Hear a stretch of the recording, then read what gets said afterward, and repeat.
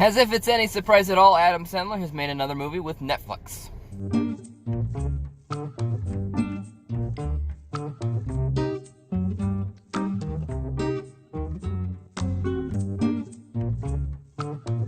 Sometimes I feel like I'm married to Adam Sandler because I keep on feeling the obligatory need to justify everything that he does or defend everything he does, even though he does disappoint with a lot of stuff, especially in the last 10 years, especially ever since he joined Netflix on this contractual thing, whatever this thing is. But whenever somebody points at him and says, hey, look at this actor, he's a stupid piece of crap, I look at them and say, you're a stupid piece of crap, you stupid piece of crap. Have you ever seen Reign Over Me, you stupid piece of crap? Maybe not in those words. Maybe those words are in my head. The point is, he does know how to act. He has proven it in the past. I just think the problem is he doesn't always know what roles to pick when. He always picks basically everything that's ever given to him. If you pick everything, you're gonna run into some problems, but that also technically means you could run into a lot of good stuff too, theoretically speaking. So where does murder mystery range? Let's get into it.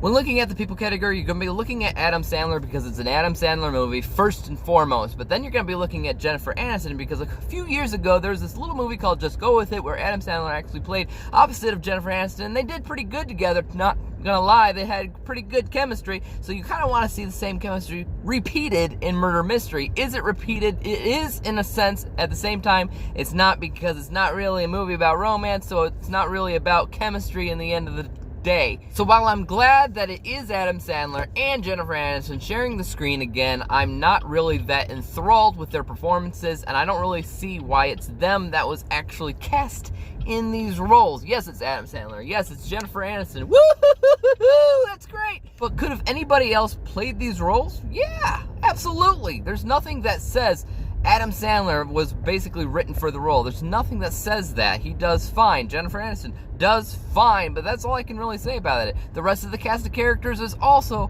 fine. You can kind of see that they were trying to diversify it. You could see that they were trying to create colorful characters that were different than other movies like it. At the end of the day, it's nothing that's that special, nothing that's going to be seared into your memory, nothing that you're going to remember for the rest of your life. It's just fine as is. Whoop-de-doop-de-doo, whoop-de-doo.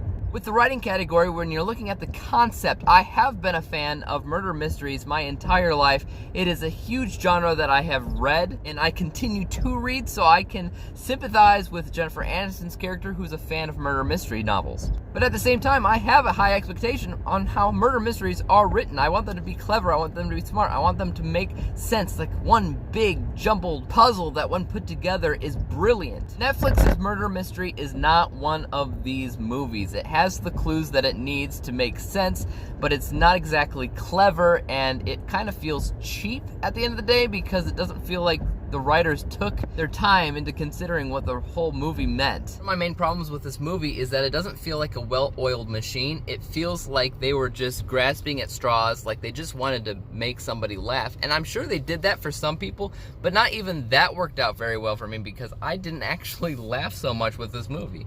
A lot of the jokes fell flat with me, which is a kind of a problem for the dialogue. Writing category gets 5 out of 10. Behind the scenes was not all that fancy-dancy. You know what would have helped a whole lot better? If they stayed on the boat after the murder happened. Because if they did that, that would have helped production design. Think of Murder on the Orient Express, where they all stay on the train, where all the suspects are known and accounted for. In the movie, they all leave the boat, and they're all walking around the country, blah, blah, blah, blah, blah. They could all leave if they want to. They could all leave the country and never be seen again. It makes no sense to me. They should have just stayed on the boat, where everybody was accounted for, and it wasn't as spread thin. Camera work is fine, nothing fancy. Editing is fine, nothing fancy. Anybody could do it. Music and sound was fine enough for the movie to make sense, but nothing you want to hear again. Everything here was fine. 6 out of 10.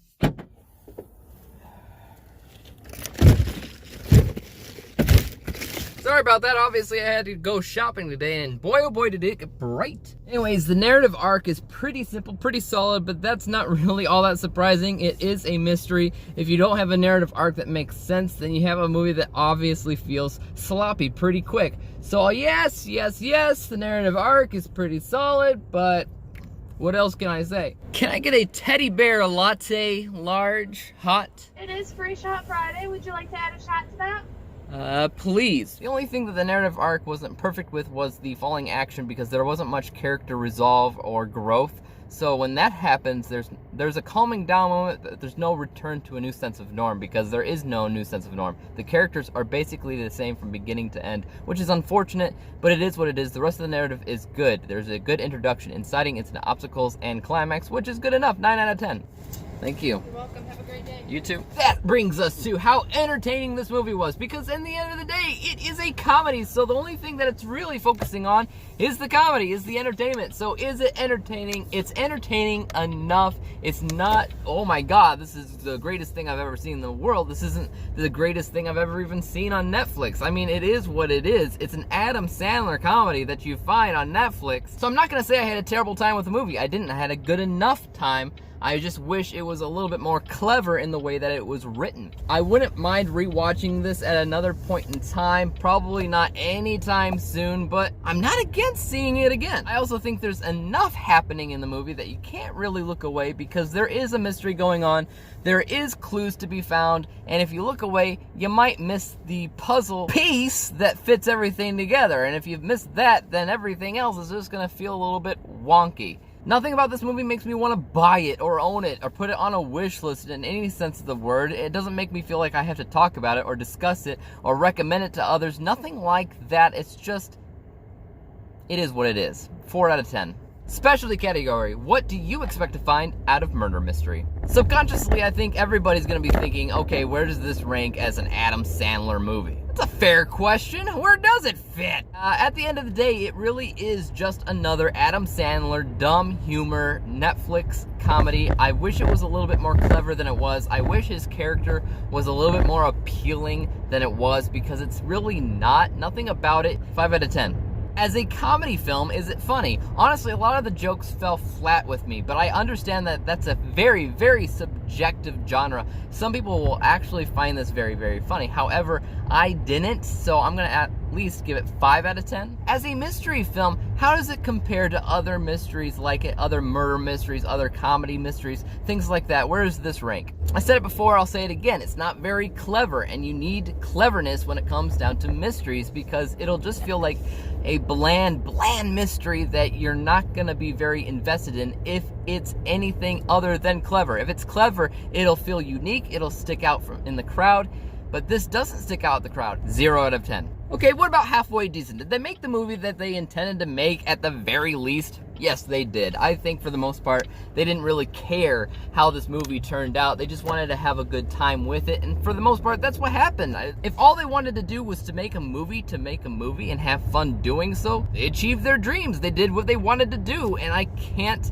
dock them points for that. That makes sense to me. 10 out of 10. The specialty category gets 20 out of 40 possible stars. When we add up all these points together, we get 56 out of 100 possible stars. 56%, which, guys, is not the greatest. It could have easily been better if they just made a few slight changes in their script. So, guys, tell me what you thought about this Netflix movie in the comments down below. And as for YouTube, you know you can subscribe to me. Hit that like button and hit that bell to be notified when I come out with my next review. And until then, guys, as always, peace out!